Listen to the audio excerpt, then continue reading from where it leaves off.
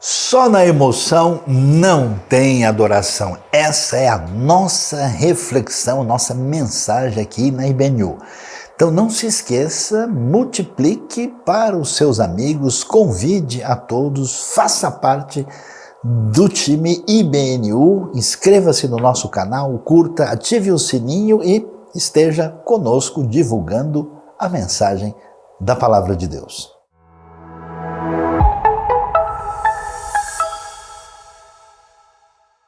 Deus seja louvado neste novo dia. Estamos reunidos como Igreja de Cristo, reunidos como corpo do Senhor para adoração, para gratidão, para o aprendizado, e hoje nós vamos refletir na Palavra de Deus, e eu convido você a pensar comigo no tema que só na emoção não tem adoração. E para isso eu queria que nós dessemos uma olhada com atenção no Evangelho de Marcos, capítulo 12, onde o texto bíblico nos diz o seguinte: um dos mestres da lei aproximou-se e os ouviu discutindo. Notando que Jesus lhes dera uma boa resposta, perguntou-lhe: de todos os mandamentos, qual é o mais importante? Respondeu Jesus: o mais importante é este: ouça, ó Israel, o Senhor, o nosso Deus, o Senhor é o único Senhor. Ame o Senhor, o seu Deus, de todo o seu coração, de toda a sua alma, de todo o seu entendimento e de todas as suas forças. O segundo é este: ame o seu próximo como a si mesmo. Não existe mandamento maior do que estes. Muito bem, mestre, disse o homem, estás certo ao dizeres que Deus é único e que não existe outro além dele. Amá-lo de todo o coração, de todo o entendimento, de todas as forças, e amar ao próximo como a si mesmo é mais importante do que todos os sacrifícios e ofertas. Vendo que ele tinha respondido sabiamente, Jesus lhe disse: você não está longe do reino de Deus. Daí por diante ninguém mais ousava lhe fazer perguntas. É muito interessante observar o que a palavra de Deus nos apresenta aqui. Quando Jesus está aqui em Marcos capítulo 12, né, nós vimos aí o texto nos falando de que Jesus, na verdade, está na sua semana final, na ocasião da Páscoa em Jerusalém. Desde o capítulo 11, verso 20 do Evangelho de Marcos, que é um evangelho menor do que os outros, com apenas 16 capítulos, nós vemos Jesus, então, em Jerusalém. Nós vimos, acabou de ser mencionada a sua entrada triunfal, que acontece, na verdade, no domingo anterior, né, aí da sua paixão e ressurreição. E então nós estamos nesse momento assim de festa, cultico especial, na grande comemoração da Páscoa.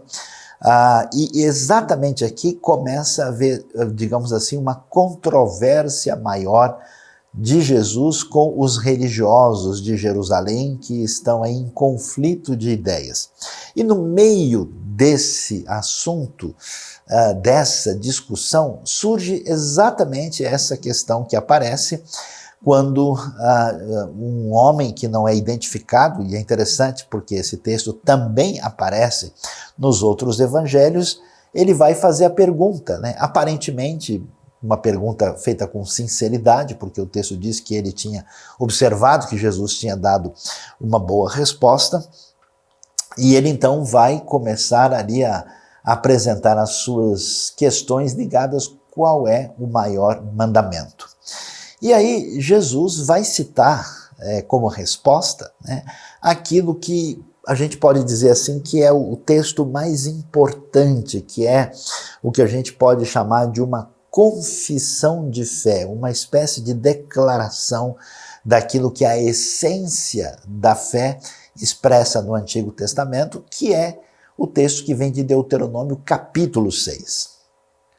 Em Deuteronômio 6, nós temos ali o que é conhecido como o Shema, né? Shema Israel Adonai Eloheinu Adonai Echad. Ouve, ó Israel, né? Ouça, ó Israel, o Senhor nosso Deus, o Senhor é o Senhor é único. E nesse texto aparece toda uma discussão do que se espera da nossa parte com relação a Deus. Assim, Jesus então toma o Shema, aquilo que todo mundo conhecia muito bem, e ele vai falar para nós daquilo que Deus mais deseja. Qual é a expectativa da parte de Deus em relação a nós no que diz respeito ao que realmente importa. E é curioso porque se você for ler o capítulo 6 de Deuteronômio, por exemplo, e prosseguir, né, depois de falar isso que nós ouvimos aqui, né, que você deve amar a Deus de todo o coração, de toda a sua alma e de todas as suas forças, e curiosamente, aqui aparece também a frase de todo o seu entendimento, né, que não está explicitada em Deuteronômio 6, e que no Novo Testamento aparece, e muitos estudiosos dizem, olha, isso é um desdobramento que veio da Septuaginta, a gente já vai falar sobre como devemos entender isso. Nós vamos ver Jesus falando, né, sobre o texto, e o texto, como mencionamos, vai falar sobre que Deus é um e que a gente deve amá-lo de maneira completa, absolutamente integral, e depois fala como é que isso deve ser falado, repetido, conversado com os filhos, e depois prossegue o texto e diz, olha, vocês não podem prestar culto aos outros deuses, somente o verso 13 do capítulo 6 lá de Deuteronômio vai dizer, olha, vocês somente ao Senhor vocês devem adorar e somente a Ele devem prestar culto. E aí nós entramos nessa questão que envolve a adoração. O que é adoração? O que significa adorar? Talvez uma boa parte das pessoas hoje imaginam que adoração está restrita ao que a gente chama de liturgia, né? É o momento de uma celebração religiosa, de um culto, em que nós ali cantamos algumas músicas, então aquilo foi o momento da adoração, depois vem o momento da palavra, aí vem aí algumas orientações práticas e depois a gente segue a nossa vida. Nada disso faz sentido quando a gente percebe o ensinamento bíblico a respeito do que significa adoração. Adoração tem a ver com aquilo a qual a nossa vida se dedica, para onde as nossas energias, a nossa força, seria, vamos dizer assim, aquilo que envolve a nossa preocupação última. Qual é o objeto final do meu sonho, do meu desejo, da minha disposição interna e externa na sua plenitude. Portanto, adoração significa render-se, significa dedicar-se, significa colocar-se à disposição de maneira plena. É interessante que quando a Bíblia vai falar de adoração, ela vai muito nesse aspecto que a adoração envolve, por exemplo, a disposição das nossas emoções diante de Deus. Então é muito comum esse convite, ó, vamos louvar ao Senhor, vamos cantar a Ele, vamos apresentar a nós mesmos na sua presença, algo que fala, né, de cantar ao Senhor com alegria, de manifestar com júbilo. Quer dizer, isso é muito forte, que a ideia de que a nossa disposição emocional profunda é apresentada diante de Deus. Mas também aparece a ideia de que a nossa volição, a nossa disposição de vontade é colocada perante o Senhor. Então a pessoa que adora, ela se coloca, se apresenta, Senhor, nós estamos aqui, queremos fazer a tua vontade, as nossas mãos e os nossos pés, né, vão executar o que Deus deseja, né? Então, nesse aspecto, nós vamos ver que se completa, né, esse elemento não só com a emoção, não só com a nossa volição, mas até mesmo com o nosso agir prático, que tem a ver com as obras que são feitas em reconhecimento daquilo que envolve nosso desejo de servir ao Senhor. Por isso que é interessante que a palavra, né, a palavra hebraica, aí, avad, né, que depois tem essa transposição para esse latreu, latria no grego, tem o sentido tanto de prestar culto, adorar, mas também de servir, né? Então você tem sirvam ao Senhor com alegria, ou seja, prestem culto ao Senhor com alegria. Os dois elementos estão aí apresentados. Entendendo essa questão da adoração, que é essa entrega plena e significativa, um outro elemento valioso deve ser entendido quando a gente pensa em adoração. Já que a adoração está relacionada com essa dedicação completa, o que a gente entende, né, na compreensão do que significa adoração? Adorar algo está relacionado com aquilo que controla a nossa vida. Por isso que quando você vai adorar a Deus, você adora ao Senhor, né? Adorar ao Senhor envolve, né, nós temos a palavra, o nome de Deus, que é o Senhor com caixa alta, que é o Eterno, né, que se escreve tudo com maiúscula. Mas você tem o Senhor em que somente a primeira letra maiúscula que traduz a palavra Adonai, né, que nesse caso se fala de Deus como o dono de tudo, como o Senhor de tudo, como aquele que é o soberano. E isso sugere que se ele é Senhor, que ele é soberano, quer dizer que eu me submeto a ele. Eu me coloco nessa posição de alguém que serve quem é o Senhor, que nesse sentido tem o domínio e o controle de tudo. Quando a gente adora alguma coisa, duas coisas acontecem na nossa vida, dois elementos se destacam. O primeiro é que a nossa disposição, nosso desejo, a nossa entrega, nossa afetividade intensa se volta para aquilo. E não só isso, mas aquilo passa a controlar a nossa vida. É muito curioso isso. A gente precisa pensar, né, qual é o elemento, podemos assim dizer, que mais mexe com a gente.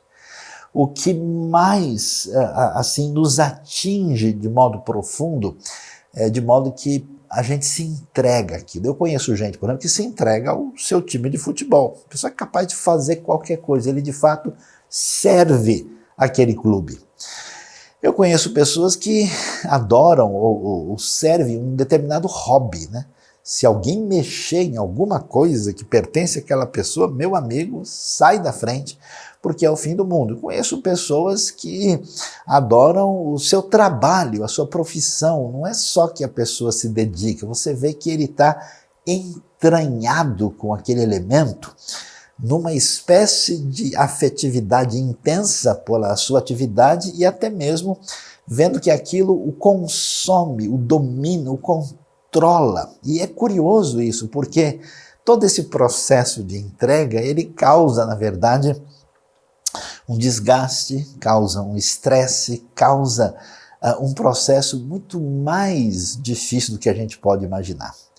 Quando a gente olha para a Bíblia, quando a gente vai observar a orientação de Deus e ver especialmente o que Jesus nos apresenta com essa mensagem do Evangelho, a gente começa a perceber que o assunto fica diferente aqui, que o caminho que envolve essa questão de como é que a gente se relaciona com Deus vai numa outra direção. Observe bem que é curioso, que o que Jesus vai dizer, e ele vai citar, né, o texto que é apresentado aqui, porque ele está interagindo com o ambiente religioso de Jerusalém, no qual todo o elemento de expressão de fé virou uma coisa pesada, virou algo que de fato controla e domina a vida das pessoas.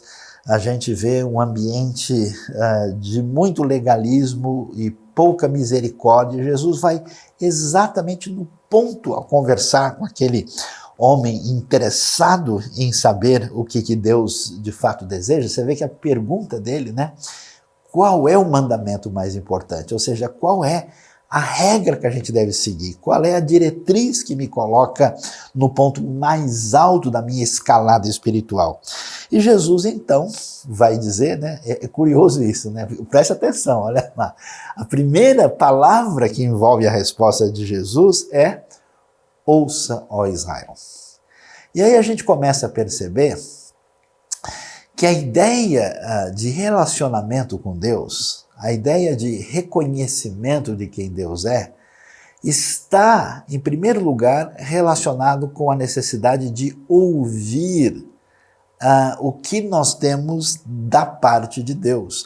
O primeiro elemento que surge aqui é o seguinte: afinal de contas, quem Deus é?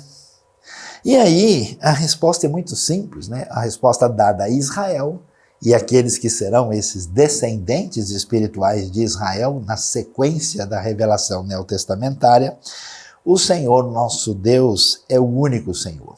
E em vez de dizer coisas do tipo: portanto, vocês devem realmente fazer tais e tais atividades. Não, porque de fato vocês têm que fazer o culto dentro desses parâmetros. Eu acho curioso como tanta gente de perfil mais religioso assim quer sempre dizer: não, a coisa tem que ser desse jeito, tem que ser virado para trás, tem que ser com esse ritmo, tem que ser sentado à direita, tem que ser com a roupa tal, tem que ser com esse instrumento. Você percebe? A palavra apresentada é: ame o Senhor, o seu Deus. Isso quer dizer que o caminho da adoração passa, primeiro, pelo elemento que tem a ver com a revelação de Deus a nós. Segundo, se nós entendermos e recebermos de fato na nossa vida quem Deus é, o nosso relacionamento com Deus, que vai nos levar na direção da adoração, não é simplesmente seguir certos elementos, pisar no quadrado aqui e ali, mas envolve esse relacionamento completo que tem a ver exatamente com amor. Quando você vê alguém dedicado à sua profissão, aos seus estudos, ao seu trabalho específico, ao seu hobby, ao seu time, ao seu partido político, você percebe isso, uma adesão de coração profunda. E aí você vai ver que nada de fato supera aquilo que significa dedicar-se com amor de maneira completa. Por isso, a proposta bíblica não entra, digamos assim, numa espécie de caminho religioso. Aliás, segundo Jesus, o caminho religioso é exatamente o caminho oposto daquilo que envolve essa caminhada que tem a ver com a adoração, com essa dedicação que Deus merece. E aí, Jesus então vai dizer o quê? Que a gente deve amar a Deus. E amar como, né? De todo o coração. É difícil assim entender, a palavra coração é muito ampla, né? Aqui no grego é cardia, lá no hebraico a palavra lev, que significa, muitas vezes, não tem nada a ver com sentimento e com emoção, né? Não dá para ter adoração só na emoção. Coração pode envolver a interioridade, mas provavelmente a questão da vontade. Depois, a palavra nefesh, que aparece no hebraico, aqui psiche no grego, é interessante que ela tem a ver, né, muitas vezes com a totalidade da pessoa, mas em muitos casos tem a ver com o que a gente pode chamar de tudo aquilo que envolve o nosso ser, né, além da percepção puramente física e corporal. E talvez a palavra entendimento tenha sido um desdobramento aqui, quando a gente pensa em alma, né, no sentido amplo, que envolve o que tem a ver com as nossas emoções e com a nossa mente, a nossa compreensão. Isso significa que, muito possível, que o texto está querendo dizer que você deve aqui amar a Deus envolvendo plenamente a sua vontade, as suas emoções e a sua mente, o seu entendimento, e claro, e com todas as suas forças, com tudo aquilo que você pode fazer por meio do seu corpo, o que quer dizer uma adoração completa, integral. E é interessante que O desdobramento disso, né, porque isso não está lá no Shema, não está em Deuteronômio 6, está em Levítico capítulo 19, versículo 18, Jesus continua e diz que você deve amar o próximo como a si mesmo, e isso faz sentido, porque quando a gente está pensando na adoração, eles estão falando aqui na ocasião da festa da Páscoa, está todo mundo indo para o templo, e aí nós temos uma série de coisas acontecendo ali no ambiente da comunidade, e você vai ver que o tipo de religiosidade que está acontecendo na época é uma religiosidade que não tem enxergado o próximo. Várias vezes Jesus vai mostrar que esse desligamento de Deus, essa falta de culto verdadeiro faz com que a gente perca da nossa referência à situação do próximo. Não existe mandamento maior. Então, o homem se alegra com isso, então ele repete o que Jesus acabou de dizer, e Jesus vai dizer, né, claramente para ele que, como ele reconhece, olha só que isso é mais importante do que todos os sacrifícios e ofertas, esse homem não está longe do reino de Deus. Quando a gente compreende isso e percebe que a adoração não está ligado simplesmente a um ritual e que a adoração não tem nada a ver com esse aspecto que muitas pessoas imaginam, né, que está relacionado com uma manifestação efusiva, né, como, por exemplo, acontece aí com gente que acha, né, que só na emoção é que a gente faz adoração, né? Eu conheço gente, não, mas a pessoa na hora, ele deu uma gargalhada, não, a pessoa chorou, a pessoa até aconteceu, mas isso não significa que necessariamente esse elemento seja autêntico. Tem muita lágrima por aí que é lágrima de crocodilo, né? Tem muita emoção que desaparece no minuto seguinte, então não dá para a gente se basear simplesmente nisso.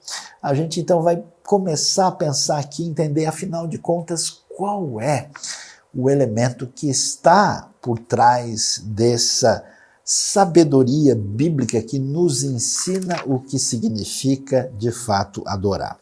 Então veja lá, se a adoração começa com essa percepção de quem Deus é,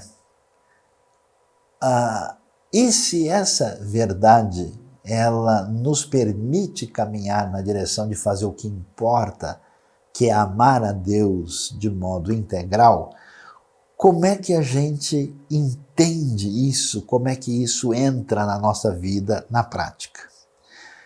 Acho que vale a pena dar uma olhada não só naquilo que a gente viu em Deuteronômio 6, mas tem uns salmos que fazem parte dessa realidade do culto, né, da adoração a Deus no contexto do Antigo Testamento, que eles nos ajudam a entender algumas coisas profundas. Um é o Salmo 146 e o outro é o Salmo 103. Vamos dar uma olhada nesses textos para ver o que eles têm a nos dizer. O Salmo 146 é interessante. Ele começa, está no finzinho do saltério, né? A gente tem aqui salmos tardios, né? Que fazem parte especialmente dessa adoração depois que o povo voltou do cativeiro da Babilônia. E lá, nesses salmos finais do saltério, todos começam com aleluia, né, esse louvem ao Senhor. O salmo vai dizer o seguinte, né, dando uma olhada rápida no seu conteúdo. Louve, ó minha alma, o Senhor, louvarei o Senhor por toda a minha vida, cantarei louvores ao meu Deus enquanto eu viver. Aqui você vê esse elemento de disposição do coração, né, e da vontade.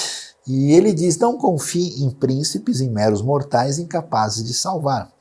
Quando o espírito deles se vai, eles voltam a pó, naquele mesmo dia acabam os seus planos. Como é feliz aquele cujo auxílio é o Deus de Jacó, cuja esperança está no Senhor, no seu Deus, que fez os céus e a terra, o mar e tudo que neles há, e que mantém a sua fidelidade para sempre. O que acontece? Quando a gente entra por um caminho de mera expressão religiosa, nós temos o nosso verdadeiro sonho. Aquilo que realmente nos domina e nos controla. Aquilo que é a razão de ser da nossa ansiedade. E aí nós tentamos construir um caminho por meio do qual a gente vai ter acesso a algum tipo de espiritualidade para tentar atingir algo que no fundo venha preencher e saciar o nosso coração e nos dar esse sentimento de plenitude, de felicidade. Mas o que muita gente talvez não entenda é que essa questão que envolve o maior mandamento tem a ver com o nosso entendimento. Olha só que coisa interessante. Você vê o salmista, e o salmista, quando ele está nessa celebração, e essa celebração ela é interessante porque ela é cheia de vida, de alegria, de comemoração, e a pergunta é, de onde ele tirou toda essa força? Por que toda essa festa? Onde é que está essa alegria? Porque você olha o contexto dos religiosos, dos adoradores, é um ambiente pesado, né? É um pessoal que fica... Às vezes eu vou em algumas religiões, algumas reuniões religiosas, é muito estranho tudo. As pessoas, não, porque se realmente você fizer isso, porque quando você entregar, é um negócio assim tão diferente da palavra de Jesus. Você vê, parece que o pessoal está apertando a pessoa num canto assim para dar um checkmate, para dizer, olha... E aí, o que é interessante é que, infelizmente, as pessoas começam a ser dominadas por outras coisas.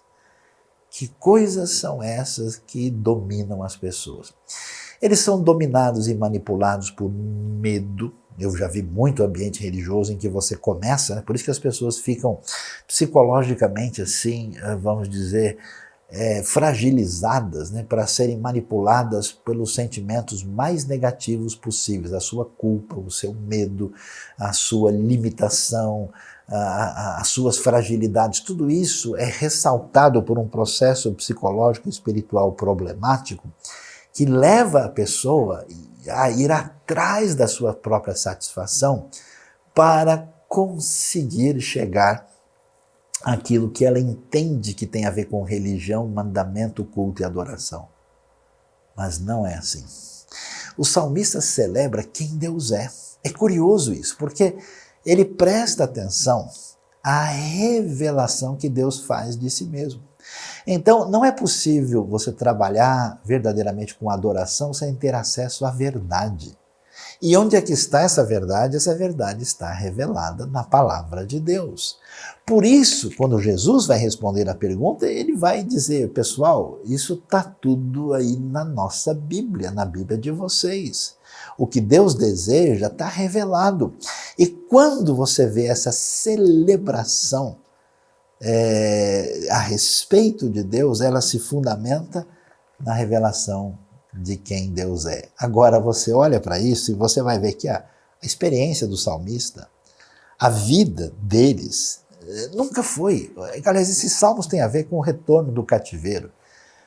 Eles nunca se basearam na experiência deles para dizer o que eles estão dizendo simplesmente. Eles nunca se basearam, eles se baseiam no que Deus disse, por meio de Moisés, por meio dos profetas, ou seja, só é possível adoração quando a gente conhece aquilo que de Deus é revelação a respeito deles, ela é decorrente da verdade. E o que ele vai dizer? Olha que coisa interessante, né? Não podemos ir no caminho do ídolo. Qual é o caminho do ídolo? É quando eu sigo o meu próprio desejo, aquilo que domina você, que controla você, ou você segue algum outro indivíduo, ou movimento, ou pessoa, qualquer que seja, que parece prometer essa segurança, essa estabilidade, essa felicidade. Por isso o texto diz, vocês não podem confiar em príncipes imortais que não podem segurar nada. Você se volta para Deus. O olhar que se volta para o Senhor descobre o que é ser adorador. Quem é o Senhor? O Senhor fez os céus e a terra, o mar e tudo o que neles há. Ele mantém a sua fidelidade para sempre. Ele se apega à palavra divina. E quem é esse Deus? Olha o que Deus faz. Ele defende a causa dos oprimidos, dá alimento aos famintos, liberta os presos, dá vista aos cegos, levanta os abatidos, ama os justos, protege o estrangeiro, sustém o órfão e a viúva, e ele frustra o propósito dos ímpios. E esse salmo vai terminar dizendo que o Senhor reina sempre, o teu Deus, ó Sião, reina de geração em geração. Você vê esse cântico triunfal de alguém que coloca a sua total esperança em quem Deus é. Então preste atenção. Adoração envolve esse caminho de abertura para o entendimento de quem Deus é a partir da sua revelação. Muita gente, quando vai ler a Bíblia, ou vai ter a sua postura de tentar caminhar na sua espiritualidade, o que a pessoa faz? Ele quer achar que a Bíblia é igual assim, uma experiência no rodízio, né? Você vai lá, berinjela, não quero. Opa, aqui tem fraldinha, é minha vez. Oh, aqui sim, eu vou querer esse franguinho desfiado aqui. Opa, mas aqui tem cebola ardida, eu tô fora. Então muitas pessoas fazem isso, né? Fazem esse processo de não permitir ouvir o que Deus tem a dizer e, portanto, não entendem que a adoração depende do nosso entendimento, da nossa compreensão. Amarás o Senhor teu Deus de todo o teu coração, amarás o Senhor teu Deus de toda a tua alma, de todas as tuas forças e do teu entendimento. Esse entendimento tem a ver com beber dessa revelação divina. Veja só que esse caminho de entendimento da revelação, ele se desdobra com muita força no Salmo 103. E aí, você vai ver que aí que está o problema. Ou você vai seguir a si mesmo, você vai determinar uma caminhada de adoração que vai permitir construir a sua religião própria, que não se submete àquele que é o Senhor, e você necessariamente vai por um caminho de construção das coisas com a ideia de que isso vai trazer plenitude, satisfação e tranquilidade interna para a sua vida. É por isso que as pessoas perseguem os seus alvos do jeito que elas perseguem. Elas estão cansadas, elas estão estressadas, elas não aguentam consigo mesmo, porque no fundo, ainda que inconscientemente, estão adorando a si mesmas. Ou às vezes, né, elas até adoram um outro elemento com a ideia, adoram um segundo, né, com a ideia de que isso atinja a elas mesmas. A única maneira de ser liberto desse caminho de cansaço, né? É muito curioso que tanto a pessoa que se diz religiosa, ela tem uma atitude mental, psicológica muito parecida com o não religioso. Os dois estão querendo ser aprovados para si mesmos. Os dois estão buscando uma plenitude a partir de um pretenso sucesso, de uma escalada em função do seu próprio desempenho, que não entende o que significa comemorar na presença de Deus. E o salmista mostra um caminho diferente. Olha que coisa impressionante o Salmo 103, porque entrar na esfera de adoração é ser atingido por uma santa loucura. Essa santa loucura leva a gente a falar com a gente mesmo, né? Por isso o salmista, no Salmo 103, ele tem muito esse negócio de bendiga a minha alma o Senhor, bendiga o Senhor a minha alma, bendiga o Senhor todo o meu ser. Está vendo essa ideia de todo o meu ser? Essa totalidade, esse convite, né? Ele vai dizer para não se esquecer dos seus benefícios e vai terminar o salmo dizendo bendiga o Senhor a minha alma. Quer dizer, ele fica tão cheio dessa realidade de Deus que ele faz esse convite a si mesmo para uma festa. É interessante porque a gente descobre isso, que a fortaleza de uma pessoa para lidar com a vida, com todos os seus detalhes, está na sua interioridade.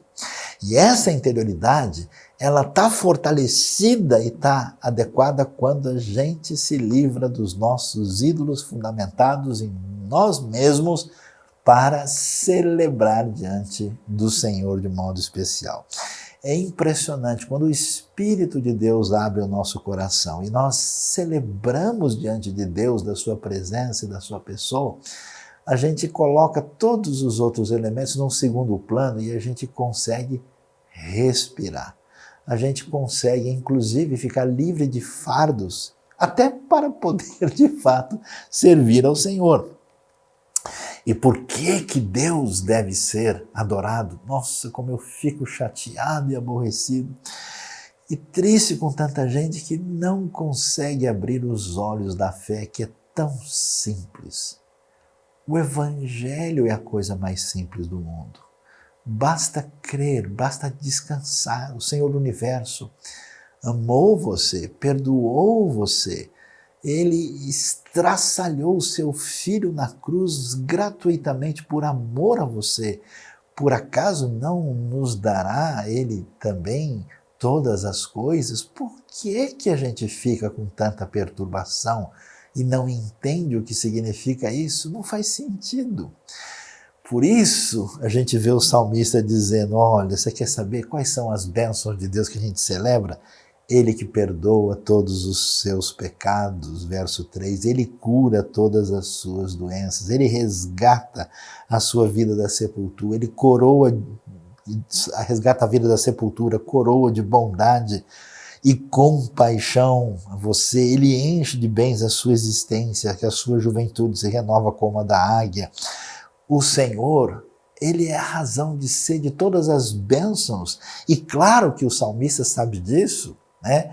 Nem sempre por estar desfrutando todas essas experiências de maneira imediata, porque ele sabe quem Deus é, e ele apega a força do seu coração nisso, e ele, assim como ele falou lá no 146, olha, o Senhor faz justiça e defende a causa dos oprimidos.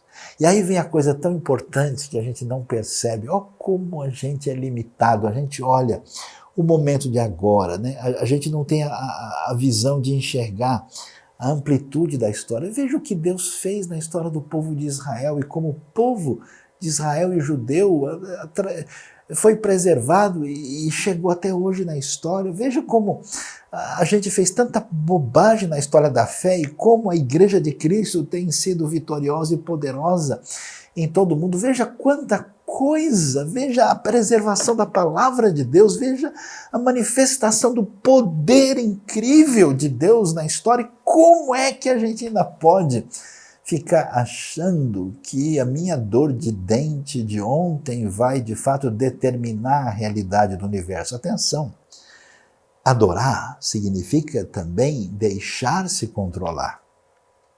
Eu tenho a possibilidade de achar que toda a minha vida deve ser controlada pelo meu passado, ou por um momento do meu passado, ou por uma experiência relacional negativa, ou por uma situação específica de saúde comprometedora, ou por causa de um momento particular na minha vida financeira, mas isso é uma atitude que eu preciso entender que não faz sentido.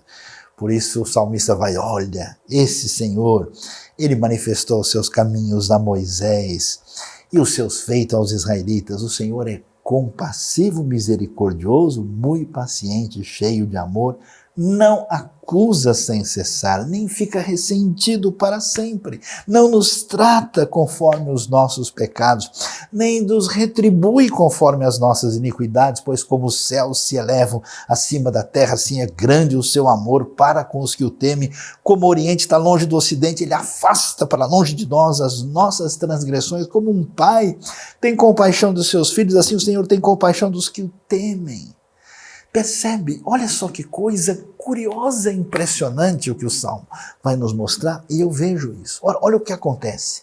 O maldito caminho de idolatria que a gente toma. A gente começa a entender que os nossos desejos maiores, as nossas ansiedades, que vão nos dar felicidade e descanso, são o caminho. E a gente não se entrega a Deus plenamente, a gente vai por esse caminho e aí a gente cansa da nossa religião, a gente cansa da nossa tradição, a gente cansa do nosso esforço, a gente cansa dessa realidade de alguma maneira sentir-se plenamente dentro de tudo aquilo que envolve o anseio profundo do nosso coração.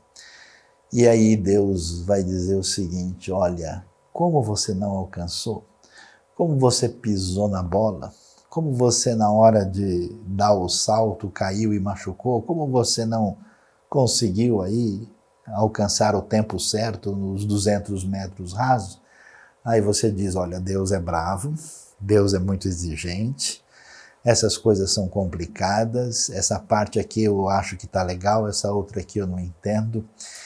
E a Bíblia diz, olha, você nem sabe quem é o Deus que está atrás da sua vida.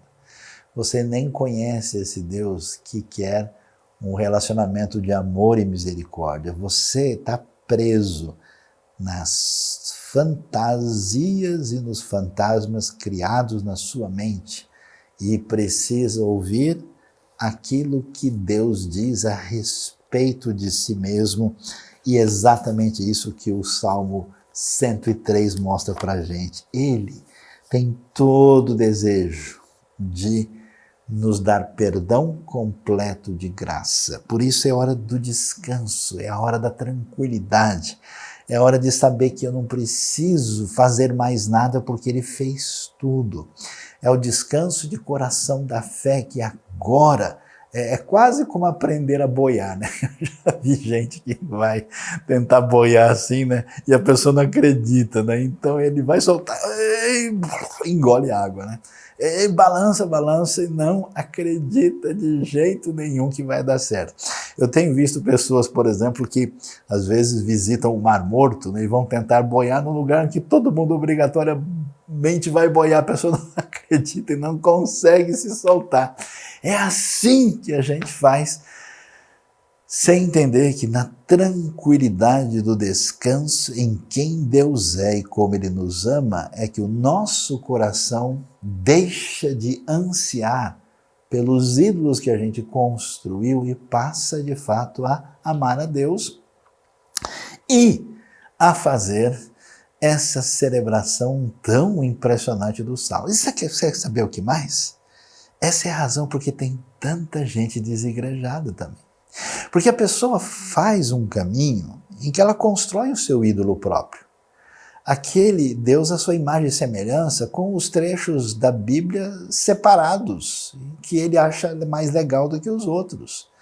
E nesse sentido, essa pessoa nunca vai encontrar nenhum lugar onde todo mundo pensa exatamente como ela. Portanto, ele vai ficando cada vez mais isolado, cada vez mais sozinho. Ele não tem como participar dessa realidade da comunidade submetida à verdade de Deus. Como é que eu vou ter comunhão real com uma pessoa que não tem nada a ver comigo? Porque nós estamos submetidos ao mesmo Deus, à mesma palavra. Por isso, tanta gente hoje tem qualquer atitude diante da importância de estar relacionado, ligado à comunidade, porque a pessoa, no fundo, vai se cansar ainda mais achando que a si mesma ela se basta, e não é o caso. Você vê que a adoração nos Salmos ela é coletiva, é o povo junto. Você vê que Jesus está lá na festa da Páscoa, ele está junto com todo mundo adorando, e isso é muito importante. E aí ele destaca que o salmista, esse amor de Deus, e olha que coisa interessante, a gente fica se arrebentando, a gente fica se destruindo, a gente coloca a gente lá em cima e não consegue, depois se destrói, né? Como eu tenho visto tanta gente. Olha o que o Salmo diz, pois ele sabe do que somos formados, ele lembra-se de que somos pó. A compreensão da nossa fragilidade, que se é feita no caminho da autonomia e da autoadoração, produz morte, desespero, depressão, medo e perturbação religiosa. Quando ela é atingida pela revelação do grande Deus, a vida do homem é semelhante à relva. Ele floresce como a flor do campo, que se vai quando sopra o vento, e nem se sabe o lugar que ocupava. Mas o amor leal do Senhor, o hesed do Senhor, o seu amor eterno está com os que o temem, e a justiça com o filho dos seus filhos, os que guardam a sua aliança e se lembram de obedecer aos seus preceitos. Só agora aparece a aliança e os preceitos. Por quê? Porque só pode servir a Deus, de fato, amando os seus mandamentos, quem foi libertado no coração. Deus liberta o povo do Egito, depois os convida a conhecer as suas diretrizes. Não faz sentido. É como se você tivesse que namorar com alguém que você não gosta, de que você não gosta dessa pessoa forçado. Então, imagina, já viu aquele casamento forçado de família que o pai e a mãe botaram lá tentando forçar duas pessoas a namorar e eles ficam olhando um para a cara do outro e é como se diz na linguagem, como um negócio não rola.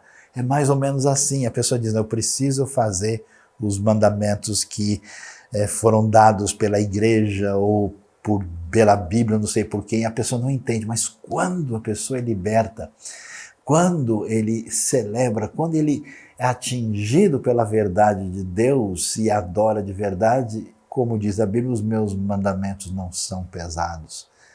Servir a Deus vira algo que tem a ver com amor, com afeto, com desejo, com vontade, com alegria, com celebração. E aí sim a coisa tem um outro perfil. E como é que o Salmo termina? Termina dizendo, pessoal, na verdade o Senhor estabeleceu o seu trono nos céus. Como o rei domina sobre tudo o que existe. Quer dizer, Deus é o Senhor de fato. Você está com medo? Deus é o Senhor da história, Senhor da eternidade. Esse Deus grandioso e extraordinário, Rei dominador do universo poderoso que me ama e que agiu em meu favor, Ele está por trás disso. E aí ele termina, sabe como? Na festa. Veja que não é na mera emoção que pode existir adoração. Não é só com emoção, não. É completo. E essa verdadeira emoção, com a dedicação da vontade, da vida e do coração, só existe quando a gente recebe a revelação. Por isso ele termina na festa total, na adoração plena. Ele diz, bendigam o Senhor vocês, seus anjos poderosos, que obedecem a sua palavra. Ou seja, Deus, nós vamos cultuar e te adorar. Anjos, cheguem mais para participar daquele culto que vai celebrar o Senhor no universo. Bendiga o Senhor todos os seus exércitos, vocês, seus servos, que cumprem a sua vontade. O povo de Deus, chega mais. Vamos para a adoração, vamos para a celebração. Bendigam o Senhor todas as suas obras, todos os lugares do seu domínio, ou seja, toda a criação, os animais, a natureza, até as aves cantam, as feras, toda a criação inanimada faz parte dessa sinfonia extraordinária. E ele chama todo mundo e ele termina dizendo, bendiga ao Senhor a minha alma. Hoje eu convido você a, de fato, desistir dos seus esforços de um caminho paralelo e de entregar-se a Deus no sentido de entender que a adoração procede da revelação e que compreender o mandamento depende do entendimento. E de celebrar a Deus nessa grande libertação, porque a gente, quando descobre quem Deus é, o que Ele fez e como Ele age na nossa vida, a gente entra numa festa tão grandiosa de perfil universal, numa adoração que envolve todo mundo, e a gente termina tendo que dizer aquilo, e não se esqueça, ó minha alma, você, bendiga o Senhor a minha alma, e você diga, bendiga o Senhor, a minha alma, celebre, adore de todo o seu coração, de toda a sua vida, nessa grande festa, grande celebração.